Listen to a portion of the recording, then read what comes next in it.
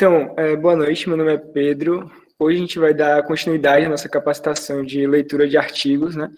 E eu vou falar um pouco sobre artigos que relatam estudos de eficácia de tratamento. Os objetivos aqui hoje são diferenciar a eficácia e efetividade, introduzir a interpretação bayesiana de evidências, propor um roteiro flexível e intuitivo para a leitura de artigos e elencar os principais pontos-chave da análise crítica de um artigo de eficácia de tratamento. Então, iniciando com a diferença entre eficácia e efetividade, eu trouxe aqui essa imagenzinha, né, do Mickey bonitinho e o Mickey acabado, justamente para ilustrar o conflito entre esses dois conceitos, né? Então, a eficácia seria um tamanho de efeito dentro de um ambiente em que a gente controlado para as diferentes variáveis que podem alterar essa associação entre intervenção e desfecho. Então, seria uma medida de tamanho de efeito pura do tratamento, digamos assim. E a gente, para isso, utiliza os ensaios clínicos randomizados na medicina para fazer essa medida. Já a efetividade, ela também é uma medida de tamanho de efeito, mas ela é uma medida do tamanho do mundo real, digamos assim. Ela leva em consideração os diversos fatores da prática clínica corrente que podem alterar esse tamanho de efeito final. Como, por exemplo, a má adesão do paciente ao tratamento, o diagnóstico equivocado, a prescrição mal feita, tudo isso. E falando um pouco sobre interpretação bayesiana de evidências, é sempre bom ter em mente que toda hipótese tem uma probabilidade a priori associada a ela. Essa probabilidade a priori ela é definida principalmente por evidências empíricas prévias, diretas ou indiretas, relacionadas a essa hipótese. E em menor grau também pela sua plausibilidade biológica, mecanicista, digamos assim. Então, sempre que a gente tiver uma evidência nova, baseando-se no quanto essa evidência é confiável, ela aumenta mais ou menos a nossa probabilidade da hipótese, criando, né, uma probabilidade posterior dessa hipótese. Então, de uma maneira bem geral, quando a gente tem um estudo positivo, a gente tende a ter uma probabilidade posterior da hipótese maior do que a probabilidade a priori. Quando a gente tem um estudo negativo, a gente tem uma probabilidade posterior da hipótese menor do que a probabilidade a priori, em linhas gerais. Então, esse é o roteiro de leitura que eu vou propor aqui hoje. Ele é baseado nos textos do professor Luiz Cláudio Correia. A gente vai iniciar com uma pré-leitura, na qual a gente vai fazer a análise da qualidade da hipótese e das tendenciosidades. Vamos seguir, então, para a leitura do corpo original do artigo, propriamente dito, né, os resultados e métodos, basicamente. E, por fim, a gente vai fazer uma pós-leitura, no qual a gente vai analisar a confiabilidade, relevância e aplicabilidade dessas evidências. Então, a gente começa com a pré-leitura, né, baseado no título e no resumo do artigo.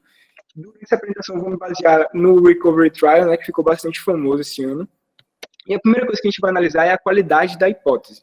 Então, qual é a hipótese desse artigo aqui? Essa dexametasona, utilizada em pacientes hospitalizados por Covid-19, tem benefício em relação à mortalidade. E a primeira pergunta que a gente faz é, essa hipótese ela é relevante para o campo? Então, vamos lá, dexametasona é uma droga, um corticoide já bastante conhecido, muito usado, amplamente disponível, e a gente está falando aqui de Covid-19, que é uma doença com alta incidência e alta mortalidade no momento. Então, sim, se a gente comprova uma hipótese dessa, ela vai ter um impacto muito grande sobre a comunidade científica e não científica também. Então, é uma hipótese bastante relevante. A segunda pergunta que a gente vai responder é qual a probabilidade a priori dessa hipótese? Lembrem que eu falei para vocês que a probabilidade a priori é definida principalmente pelas evidências prévias, empíricas, relacionadas a essa hipótese, seja elas diretas ou indiretas. Então, eu trouxe aqui um artigo que foi publicado 1 mês e meio antes do Recovery, e que eles utilizaram medidas de tamanho de efeito do uso de corticoides sobre patologias semelhantes à Covid-19, como, por exemplo, pneumonia adquirida em comunidade ou síndrome do desconforto respiratório agudo, e o benefício encontrado nessa meta-análise foi utilizada como uma forma de propor o possível uso do corticoide para a Covid-19, através de justamente de evidências indiretas. Então, a gente pode dizer, sim, com tranquilidade, que essa é uma hipótese com uma boa probabilidade a priori. A próxima coisa que a gente vai avaliar são as tendenciosidades. Então, a primeira coisa é avaliar quais são as nossas crenças prévias. Eu não tenho nenhuma opinião formada sobre o uso de dexametasona para a Covid-19. No entanto, eu sou uma pessoa que estou vivendo na pandemia, eu estou muito ansioso para ter boas notícias, então eu tendo a ter uma maior facilidade em aceitar resultados positivos. Então, eu tenho que levar isso em consideração, eu tenho que ser crítico em relação a mim mesmo. O segundo ponto é quais são as crenças prévias do autor. Então, esse estudo ele foi financiado por órgãos governamentais do Reino Unido. Então, pelo menos, a gente não tem aquela tendenciosidade relacionada ao conflito de interesse com a indústria farmacêutica. No entanto, a gente tem que lembrar que a gente está num momento de pandemia, de fast science, né? Então, está todo mundo querendo publicar alguma coisa sobre o Covid-19, é algo que tem uma grande visualização. Então, muita gente tende a supervalorizar os seus próprios achados. Então, a gente tem que ter cuidado com isso e sempre ter calma na hora de avaliar esses estudos positivos. Vamos seguir, então, para a leitura, né, para o corpo original propriamente dito do artigo. Primeiro, a gente vai passar pelos resultados e, dentro deles, a primeira coisa que a gente vai ver vai ser o fluxograma de participantes. Essa é uma imagem meramente ilustrativa para vocês verem como é. O que importa aqui é a gente analisar algumas coisas. Primeiro, quantos pacientes foram incluídos no estudo? Segundo, quantos pacientes foram excluídos do estudo antes da randomização? Terceiro, quantos pacientes foram randomizados? Quarto, quantos pacientes foram excluídos da análise após a randomização? E quinto, se houve crossover entre os grupos. Um ponto muito importante aqui é analisar o motivo das exclusões de pacientes, certo? Porque se a gente não analisa isso, a gente pode comer moscas para algumas bizarrices metodológicas importantes. Então, por exemplo, não sei se vocês lembram, em março, a gente teve aquele primeiro ensaio clínico que foi publicado lá sobre hidroxicloroquina para Covid-19 lá na França, e simplesmente o autor do artigo excluía da análise todos os pacientes que morriam no grupo de tratamento. Então, assim, a gente não pode deixar passar uma coisa dessa nem a pau. É uma bizarrice muito grande. Então, o fluxograma de pacientes, ele nos ajuda nesse sentido. Depois a gente vai para a tabela de baseline, que é a tabela 1 do nosso artigo, né? Ele vai demonstrar as características demográficas dos diferentes grupos, e aqui a gente deve ficar atento, buscar algumas diferenças importantes nessas características entre os grupos. Por que isso é importante? Porque para ensaios clínicos randomizados, principalmente com grandes amostras, a gente espera que essas características sejam homogêneas entre os grupos, certo? Por quê? Porque a gente randomizou. Então, a randomização nesses ensaios clínicos tem a função justamente de homogeneizar essas características. Então, se a gente pega uma tabela 1 que tem características muito diferentes entre os grupos, a gente deve acender um alerta, assim, tipo, talvez essa randomização não tenha sido bem feita. E isso é muito importante para o ensaio clínico, né? Notem aqui que não tem valor de P nessa tabela. Isso é importante, o valor de P não é para essas variáveis aqui. E agora vamos falar dos resultados propriamente dito, do desfecho. Então, lembrem que a gente deve focar no desfecho primário. Desfecho secundário e análise de subgrupo é gerador de hipótese no máximo. Não se comprova hipótese baseada em desfecho secundário e análise de subgrupo. Então, para esse artigo aqui, a gente utilizou como desfecho primário mortalidade em 28 dias. A gente segue, então, para o tamanho de efeito, a gente teve aqui um ratio de 0,83, o que nos dá uma redução relativa do risco de 17%. Quando a gente analisa o tamanho de efeito, a gente deve sempre ficar atento para ver se esse tamanho de efeito não está muito grande. Tamanhos de efeitos muito exagerados, que estão muito além do que a gente esperava, principalmente em ensaios clínicos pequenos, devem sempre fazer com que a gente desconfie assim, de que a gente pode estar superestimando o verdadeiro tamanho de efeito dessa intervenção. A gente segue, então, para a amplitude do nosso intervalo de confiança, que vai nos dar a medida de confiabilidade que a gente tem dessa estimativa pontual do tamanho de efeito. Quanto menor o intervalo, mais confiável é a medida pontual. E depois a gente segue para a estatística para significância estatística, né, o famoso valor de P menor do que 0,05, que Eric falou um pouco semana passada. A gente segue agora para os métodos do artigo. O primeiro ponto é o desenho de estudo. Como eu já falei para vocês, para analisar eficácia, o padrão ouro é ensaio clínico randomizado. E Caio daqui a pouco vai destrinchar para vocês um pouco mais o porquê disso. Mas a coisa muito importante que a gente deve ficar atento é se a randomização foi fechada. O que é uma randomização fechada? É uma randomização na qual o pesquisador não consegue saber de antemão para qual grupo o sujeito será alocado. Por que isso é importante? Porque se o pesquisador sabe, ele pode decidir arbitrariamente não incluir o paciente no estudo, justamente porque ele sabe para qual grupo o paciente vai. Então, ele pode gerar aí um viés de seleção que pode realmente acabar com os resultados do estudo, né? A gente segue para avaliar a estratégia de cegamento. Primeiro ponto, a gente se pergunta, houve cegamento no estudo? Se houve cegamento, como ele foi feito? Foi monocego, duplo cego, triplo cego? Esse estudo, especificamente, ele não foi um estudo cego, ele foi um estudo aberto.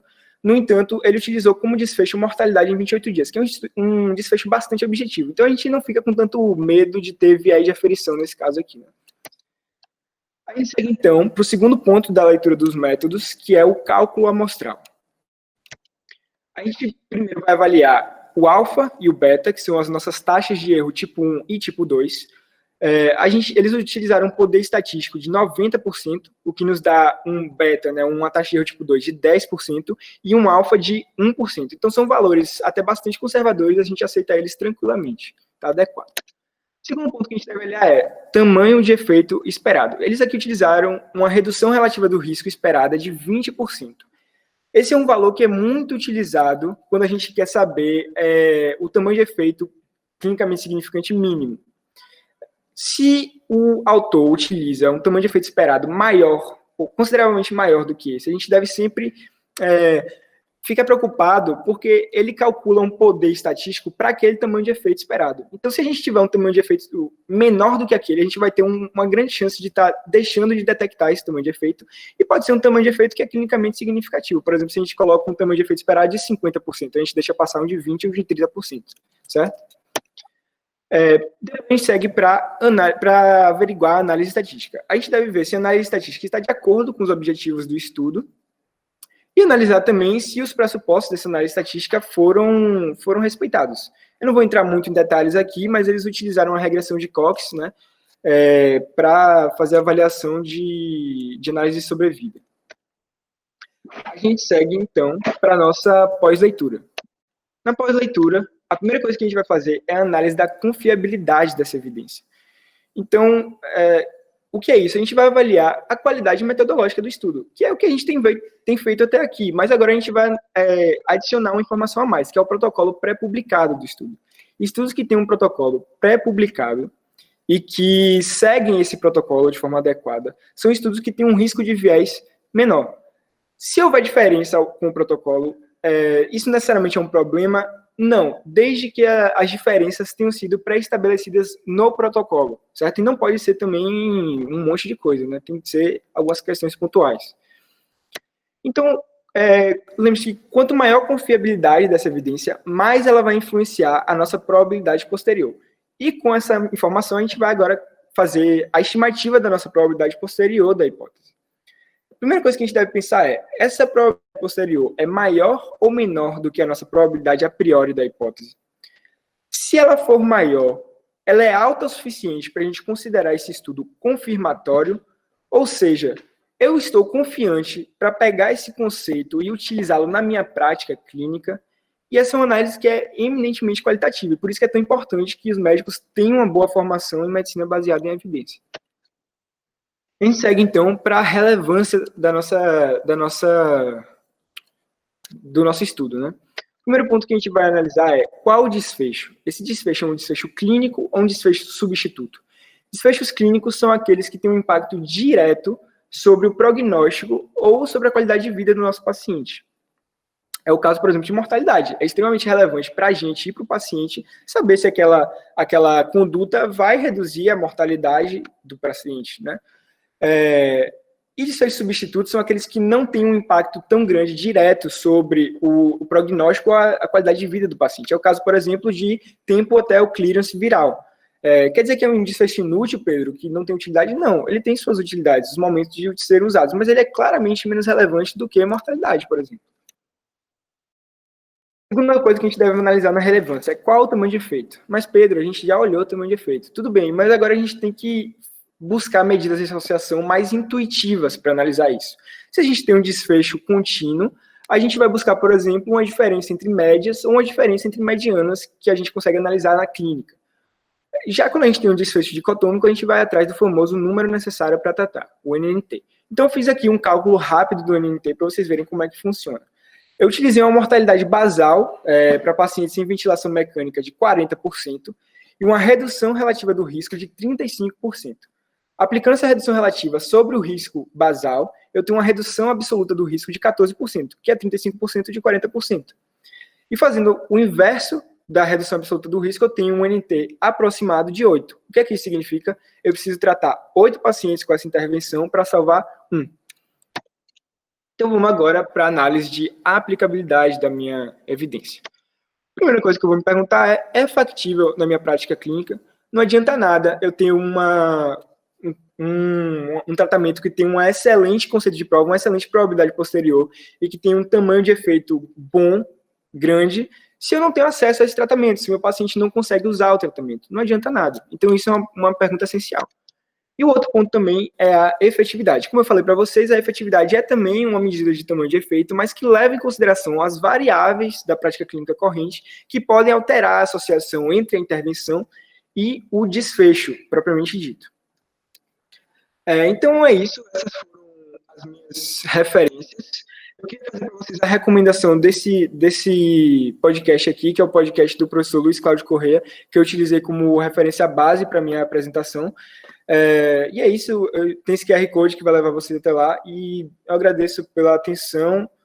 Não consegui colocar tudo que eu queria na apresentação, porque não ia dar tempo de falar tudo, mas é isso, agora a gente tem um tempinho, né, para tirar dúvidas e fazer comentários que vocês julguem relevantes, e espero que vocês tenham gostado.